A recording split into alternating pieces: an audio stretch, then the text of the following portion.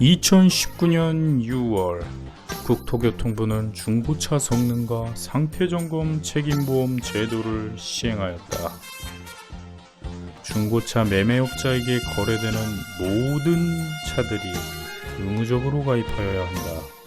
단 20만 킬로가 넘거나 중대형 화물차 등은 대상에서 제외된다.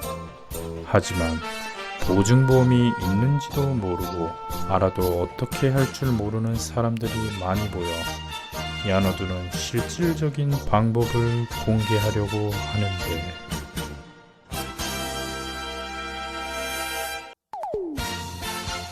야노드의 보증보험 실전 꿀팁. 안녕하세요, 야노드입니다. 저희 조스 6그랑 쿠페 등속 조인트 수리 영상을 올리고 보니 중고차 보증보험에 대해 아예 모르시거나 어떻게 보상받는지 모르시는 분들이 많이 보였습니다.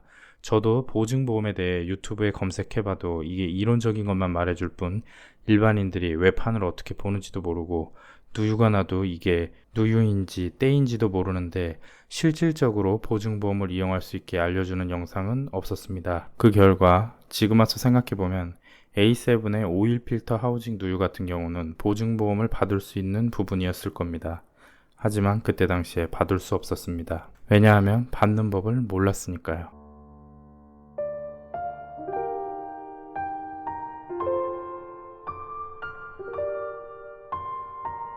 전문가가 아닌 일반인인 제가 근 1년간 수입 중고차 대여섯 대를 기변하고 고치고 보증보험을 받으면서 익힌 노하우를 정리해볼까 합니다. 이 영상을 끝까지 보신다면 중고차 보증보험을 받는데 엄청나게 큰 도움이 되실 거라고 생각합니다. 진짜로. 내가 한두 대 고친 게 아니라니까.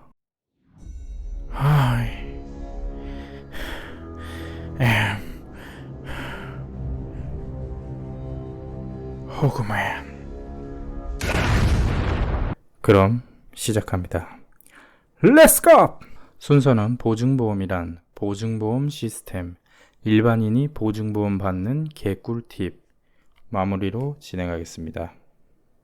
보증보험이 뭐 하는 거예요? 중고차 보증보험은 19년도 6월쯤 국토교통부에서 만든 강제보험입니다.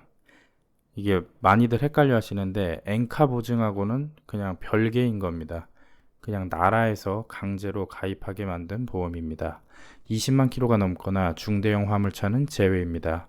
매매상에서 중고차를 구입하면 무조건 가입되는 보험입니다. 한 달 2,000km 안에 성능 점검지 내용과 다른 내용이나 이상이 발생하면 보험회사에서 고쳐주거나 보상을 해주는 제도입니다. 예를 들어서 여러분이 중고차를 구입했습니다. 그런데 로코암 커버에 누유가 발생했습니다. 아니, 로코암 커버가 뭔데요?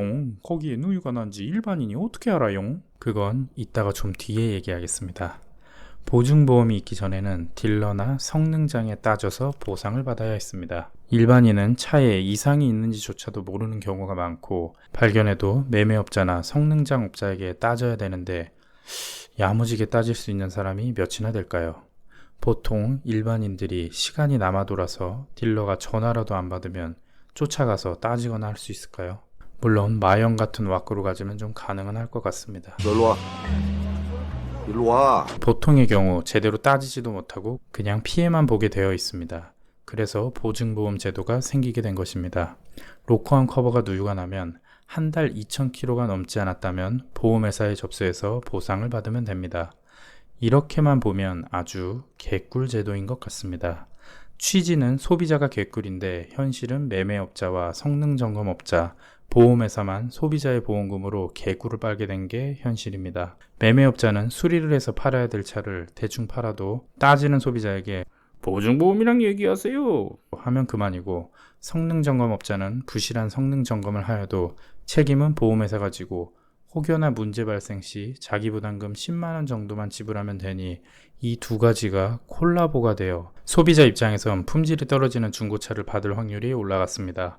물론 모든 매매업자와 성능점검장이 그렇다는 건 아닙니다. 그리고 보험회사들은 보상을 받는 소비자보다 받지 못하는 소비자가 훨씬 많을 테니 결국 소비자를 보호하겠다고 만든 제도가 소비자의 돈으로 업자들이 개꿀을 빨게 되는 제도가 되어버렸습니다.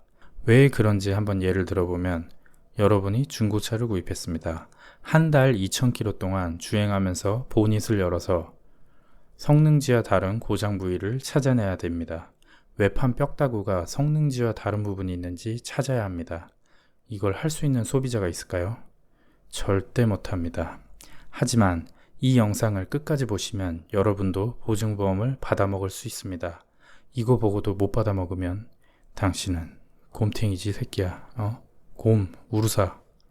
자, 보증보험을 받으려면 그 시스템을 어느 정도는 알고 있어야 도움이 된다고 생각합니다. 보증보험 시스템은 어떻게 굴러가나요? 일단 제일 꼭대기에 삼성, 현대, 메리츠, 동부, KB 등등 보험회사들이 있습니다. 그리고 그 밑에 하청업체인 손해사정사들이 있습니다. 요즘 하청업체라는 말을 누가 쓰나요? 협력사예요. 그리고 보험회사 지정 정비소들이 있습니다. 수리 진행은 고장을 발견한 소비자가 보험회사에 전화를 하여 접수를 합니다. 이때 전화를 받는 곳은 보험회사가 아니고 손해사정사에서 받습니다. 손해사정사에서 보험회사에 접수를 하고 소비자와 가까운 지정 정비소를 알려주고 소비자는 방문하여 고장 여부를 확인합니다. 고장이 없다고 정비소에서 판단하면 그걸로 종료이고 소비자는 납득이 되지 않는다면 다른 정비소를 요청할 수 있습니다. 무한정 가능한 건 아니고 보험회사마다 다르지만 한두 번 정도는 가능한 것으로 알고 있습니다. 경우에 따라서는 손해사정사 현장 직원이 직접 차량을 보러 오기도 합니다. 고장이 있다고 판단되면 정비소는 점검 내용을 손해사정사에 보고합니다. 손해사정사는 보험회사에 고장 내용을 전달합니다. 보험회사가 수리 승인을 손해사정사에 전달하면 정비소에 수리 진행을 알립니다. 정비소는 수리 내용을 사진과 함께 정리하여 손해사정사에 보고를 하고 손해사정사는 수리 내용을 보험회사에 전달합니다. 수리 내용을 확인한 보험회사는 정비소에 수리비를 지급합니다. 시정 정비소 말고 소비자가 원하는 정비소로 갈 수도 있다고 하던데요? 네, 소비자가 원하는 정비소에서 보증보험 수리를 진행할 수도 있습니다. 대신 조건이 있습니다. 소비자가 원하는 정비소가 보증보험 수리를 진행하는 정비소여야 가능합니다. 정비소는 보증 수리를 하지 않는 정비소인데 막무가내로 금감원에 신고하겠다 하며 보험회사에 따져봤자 아무 소용이 없습니다. 이 내용은 정비소와 보험회사의 관계를 알면 이해가 되실 겁니다. 보통 한패로 생각하시는 분들이 많으실 것 같은데 정비소는 보증 수리를 진행할 때 작업 내용을 일일이 사진 찍고 보고하고 승인을 받고 진행해야 합니다. 거기다 보험회사는 수리비를 거의 최저가로 지급하려고 합니다. 거기다 보험회사는 수리비를 바로 정비소에 지급해주지도 않습니다. 이런 것들로 정비소들 중에는 보증 수리를 안 하려고 하는 업체들도 많습니다. 원하는 정비소에서 보증 수리를 진행하고 싶다면 정비소 사장님께 잘 말씀드려서 사장님과 보험회사가 협의가 되면 진행이 가능합니다. 그럼 어떤 부분을 보증보험으로 고칠 수 있는 건가요? 성능지 오른쪽에 나와 있는 원동기, 변속기, 동력 전달, 조향, 제동, 전기 등등이 성능지와 다르게 문제가 있으면 받을 수 있습니다. 그런데 참 아쉽게도 인과관계에 의한 고장은 보상받기가 굉장히 힘든 경우가 많습니다. 예를 들어 A라는 보증 범위의 부분이 고장이 나면서 B라는 보증보험이 되지 않는 부분까지 고장난다면 이게 상식적으로는 A 때문에 B까지 고장이 나게 된 건데 보험회사들은 A 부분만 수리비를 지급하려고 합니다. 고칠 때 원하는 부품을 넣을 수도 있다고 하던데요. 이것도 조건이 있습니다. 그 원하는 부품이 보험회사에서 인정하는 부품의 가격과 맞는가입니다. 보증보험 수리에 사용 부품은 차가 중고차이니만큼 중고 부품이나 OEM 부품을 사용하여 작업을 진행하게 됩니다. 보험회사는 중고품 또는 OEM 부품가만 보상해 주려고 합니다. 예를 들어 보험회사가 인정하는 부품가가 10만원이라고 하면 그 정도 한도 내에서 원하는 부품을 사용할 수 있습니다.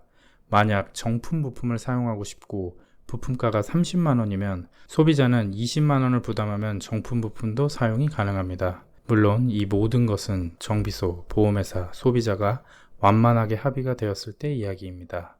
이게 진행해보니 결국 돈입니다. 돈만 맞으면 합의는 됩니다. 수리기간이 오래 걸려서 한 달 2,000km가 넘어가면 어떻게 되나요? 부품 수급 등으로 수리기간이 길어져 기간이 넘어가도 해당 내용을 보상기간 안에 접수를 했다면 수리를 해줍니다. 성능지 왼쪽에 외판 뼈다구는 어떻게 보상되나요? 옆 동네의 의사선생님이 항상 강조하는 부분이죠. 외판 뼈다구. 이게 왜 중요하냐면 설명하면 길어지니 성능지의 관점에서만 본다면 외판 뼈다구는 깨진 유리처럼 되돌릴 수가 없기 때문입니다. 성능지 오른쪽의 고장은 고치면 됩니다. 누유가 나서 체크가 되었다가 이 누유를 고치고 다시 성능 점검을 받으면 멀쩡한 것으로 체크가 됩니다. 하지만 왼쪽에 외판 뼈다구는 한번 체크가 되면 그 차가 폐차가 될 때까지 되돌릴 수 없습니다. 외판 판금이 있네.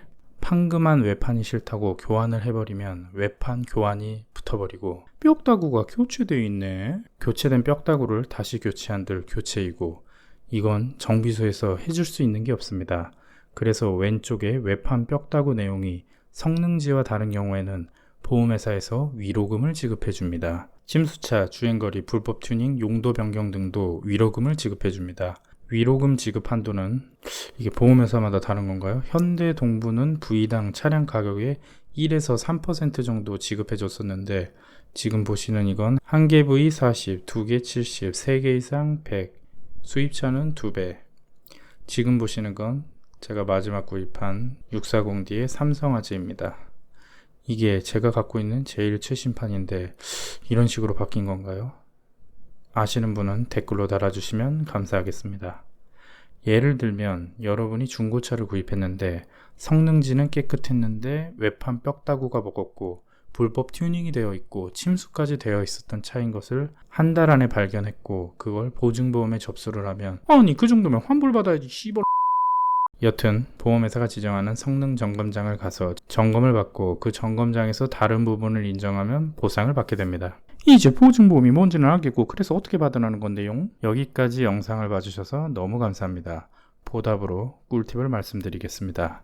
일단 중고차를 구입하면 달리십시오. 보증보험은 한 달 2,000km의 기간이 있으니 2에서 3주 정도 최대한 많이 차를 타줍니다. 상품화가 된 중고차는 우리 같은 일반인이 직접 가서 보면 외관도 깨끗하고 엔진룸도 왁스를 뿌려놔서 아주 번쩍번쩍합니다. 경고등 같은 것도 주변 정비소에서 지었을 수도 있습니다. 2에서 3주 정도 달리라고 하는 건 혹시나 숨겼을 것들을 들춰내는 작업이라고 생각하시면 됩니다. 2에서 3주 달린 뒤 단골 정비소를 가서 차량을 봐달라고 하면 좋은데, 저같이 차를 자주 바꾸고 고친 호구야 단골 정비소가 있지, 보통 사람들은 그런 거 없습니다. 그래서 제가 추천하는 방법은 주변에 한국자동차진단보증협회, 한국자동차기술인협회의 회원사인 성능점검장을 찾아가서 성능점검을 다시 받는 것입니다. 간단하게 그냥 규모 있고 웅장한 성능점검장에 가시면 됩니다. 비용은 대략 국산차는 3만원 정도이고 수입차는 6만원 정도 합니다. 성능 점검을 다시 받으면 성능지 왼쪽에 외판 뼈다구, 오른쪽에 고장 유무를 100% 다시 점검합니다. 우린 딜러가 아니니 성능지에 뭐가 나오든 성능장에 쇼부, 아니 조율을 하지 않을 테니 꼼꼼하게 봐달라고 하면 됩니다. 점검하는 모습을 직접 보시면 와, 저렇게까지 보나 싶을 정도로 봅니다. 자세한 이야기는 6g 쿠페 성능 점검편을 기대해 주세요. 성능 점검을 받고 구입했을 때 성능지와 새로 받은 성능지가 다른 부분이 있으면 보험회사에 접수를 하면 됩니다. 정비소와 다르게 성능 점검장은 앞에 말했듯이 한국자동차진단보증협회, 한국자동차기술인협회 등의 웅장한 협회 회원사여서 보험회사에서는 보통 따지지 않고 새로운 성능지를 인정해 줍니다. 왼쪽에 외판 뼈다구 이상이면 위로금을 받으면 되고, 오른쪽에 고장이면 접수를 해서 고치면 되고, 이건 아니다 싶을 정도로 구입 당시 성능지와 새 성능지 내용이 다르면 환불까지도 가능합니다. 정리해주세요. 중고차를 구입하면 2에서 3주 미친듯이 타본다. 2, 3주 차에 단골 정비소나 성능 점검장을 가서 점검을 받는다. 저는 단골 정비소도 가고 성능 점검장도 다 갑니다. 남은 2에서 1주 동안 보증보험을 받고 고칠 것도 고친다. 그렇게 차를 다 고치면 기변을 한다. 헛소리 하지마 임마. 긴 영상 끝까지 봐주셔서 감사합니다.